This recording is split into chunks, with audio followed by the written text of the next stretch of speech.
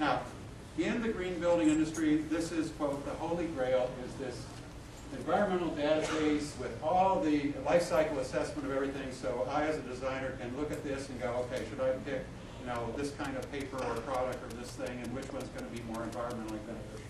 And there are 3 national models moving towards creating these, but they're pretty much geared towards new construction. I don't need this to make the statement that reusing what's there is the greenest material. Now, in the issue of resources, primarily it's the big stuff that buildings are made out of, the materials, the major massive materials, and then there's issues of the finishes and systems. And most of the ads are all about the minor stuff, the finishes, systems, and additives. And right now there's a big debate about wood in buildings and what gets certified or not. And we even now have competing certification entities for materials. So the Forest Stewardship Council starts identifying wood, and now we got like the Forest Products Association doing a competing certification system. So it's getting harder and harder to even know which system to use. So no surprise, there's now a growth in the position of sustainability coordinator. It's somebody that's got to know how to figure all that out. Now, you're going to hit the siding issue. In your preservation commission, the vinyl siding issue comes up all the time. And what's the thing that we should use? Well, I will tell you that here's the debate in the green industry. The U.S. Green Building Council has thoroughly studied the siding issue, and they are absolutely neutral. It's neither good nor bad. They go, some of this is good, some of this is bad, so we can't decide. So the U.S. Green Building Council is neutral. The Vinyl Siding Institute proclaims now they're green because they're neutral, whereas the Healthy Building Network calls it the toxic plastic. You as a consumer are now left in the middle. The certification authority says we can't decide. Industry says it's great. And these Healthy Building Network people are going, this is terrible. We should have never allowed this to even be used because it's a problem in its production, it's a problem in its disposal. It's not particularly a problem when it's on your building as an environmental issue. So it's fairly neutral when it's there. It's not the issue, it's the production disposal issue of the full life cycle that's where the debate comes in. So what are we going to do? Well, I think from a preservation standpoint, we don't like vinyl siding because of the loss of authenticity. I would say in the green market, kind of fiber cement's probably winning as the alternative product to wood on the durability issue. And remember that friends don't let friends build with wood? Some of the new wood is pretty bad in terms of durability, and that's a real issue for us in the preservation business. There may be a case to be made if your original wood clapboards are not repairable and are beyond repair, replacing with a synthetic product like this, which is painted and matches and all those, may be an appropriate green strategy for both durability and aesthetics. Now, here's a big one. How big can a house be and be green? Once again, no consensus. No surprise, the Home Builders Association Green Building Rating System says there is no limit. As long as it's all made out of green stuff, size doesn't matter.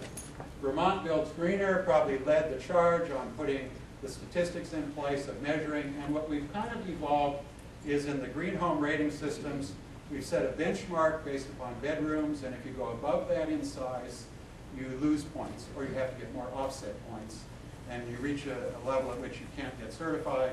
But the 7,000 square foot sprawl house certified as green exists. So these standards are pretty loose in terms of how big you can be and how you can get certified. But the statistic is the average American house in the 1970s was 1,600 square feet. Today it's 2,400 square feet, and the average household has declined during that same period. So we're consuming more stuff, more bigger houses with fewer people in them. This is not a collective green strategy. Now, you've heard a bit about water being the coming issue. It's a large issue, but in the green rating system, some give water conservation 0 points, some give it a lot of points. It's location driven. Clearly the far west, southwest has got a bigger issue than the northeast and the east, but you guys had a big drought. I know Atlanta had a big problem here, last year. So regionally this comes up. But here's the rub on water. It's all in where the water goes. You heard Gene talk about the embodied energy of water or the embodied water in manufactured products.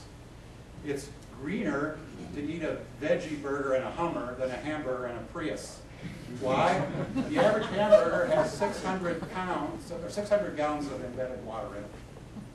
So when you want to get water efficient, the average family uses 69 gallons of water a day. The average hamburger has 600 gallons of water in its production.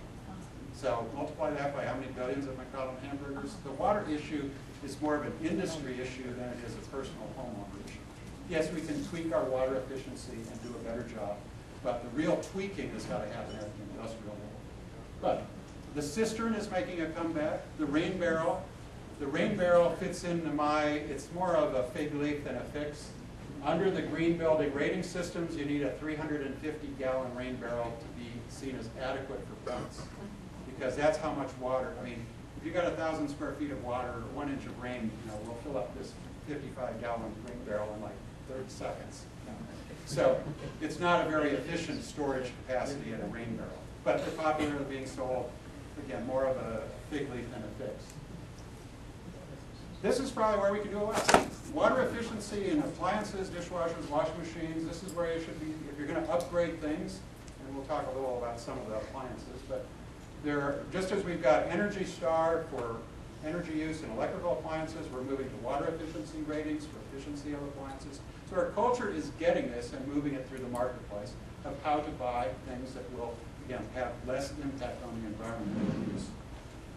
Indoor environmental air quality has been one of these tricky ones, because if you look at these green rating systems, it's mostly about stuff you're buying, and it's not really about measuring performance. It's assumed that if you buy the right things, you'll have better indoor air quality, but it doesn't really measure it.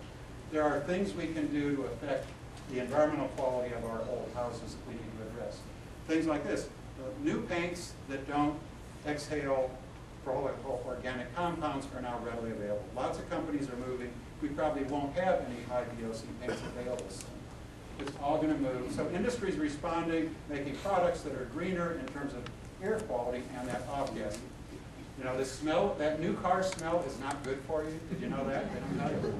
That's not good gas smell. That's plastic smell. Now, here's something we've got to work on.